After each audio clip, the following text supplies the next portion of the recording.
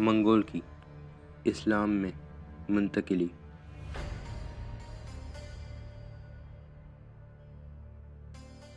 منگولوں نے مسلم دنیا میں منتقل کیا۔ ان کے نتیجے میں متعدد شہروں کو تباہ کیا اور صرف 40 سالوں میں 4 ممتاز مسلم خاندانوں کو ختم کر دیا: خوارزم شاہ، سلجوق، ایوبی اور عباسی۔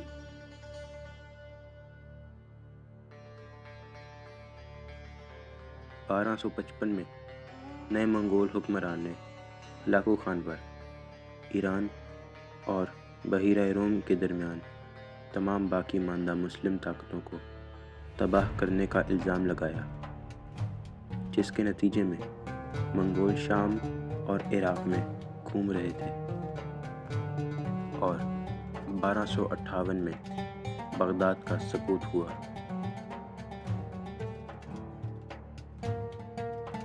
منگولوں نے 1258 میں بغداد کا محاصرہ کیا۔ ایوبی دارالحکومت دمشق پر بغداد کے فوراً بعد قبضہ کر لیا گیا۔ صرف 1260 میں منگول سلطنت کی توسیع کا خاتمہ ہوا۔ ہلاکو کی فوج کو عین جالوت کی جنگ میں سلطان قطز کی قیادت میں بحیرہ مملوکوں کے ہاتھوں شکست ہوئی۔ برقع خان، جو چنگیز خان کا اس کے بیٹے چوچی سے ایک پوتا تھا، خیال کیا جاتا ہے کہ وہ منگولوں میں سب سے قدیم مسلمان ہے۔ برقع نے سن 1267 میں اپنی موت تک 10 سال تک گولڈن ہارٹ پر حکومت کی۔ اس کی تبدیلی کے بارے میں بہت کم ذرائع موجود ہیں، حالانکہ اس کے درباریوں اور اس کے قریبی لوگوں کا خیال کیا جاتا ہے کہ وہ اس کے ساتھ مذہب تبدیل کر چکے ہیں اور عدالت میں کھلے عام اپنی مسلم شناخت ظاہر کر چکے ہیں۔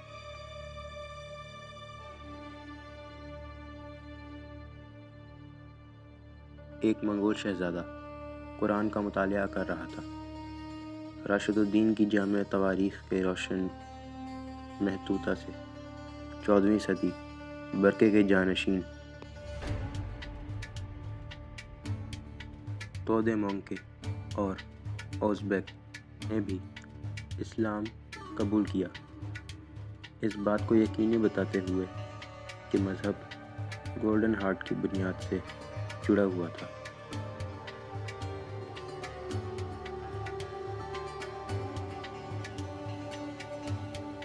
برقع کی ابتدائی تبدیلی کے بعد کی دہائیوں میں 4 میں سے 3 خانات اپنے مسلم حکمرانوں کے تحت کسی نہ کسی موقع پر اسلام قبول کر لیں گے۔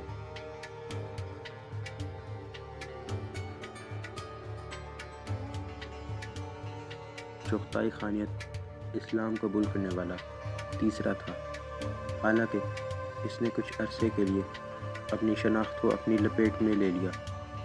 ترمشیرین خان منگول رئیسوں کی ناراضگی کی وجہ سے بہت زیادہ مسلمان ہوئے، جو بدھ مت اور ٹینگرسٹ رہے۔ آخر کار اسے اس الزام کے بعد قتل کر دیا گیا کہ اس نے منگول ضابطۂ اخلاق کو ترک کر دیا تھا۔ صرف تغلق تیمور خان کے دور میں اسلام نے خود تغلق کی تبدیلی کے بعد خانیت میں زیادہ مستقل موجودگی حاصل کی۔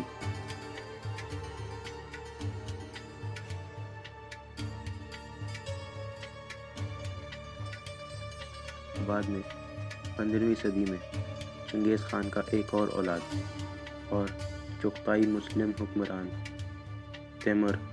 تیمرلین کا ایک عظیم پوتا منگول میراث کو جاری رکھے گا۔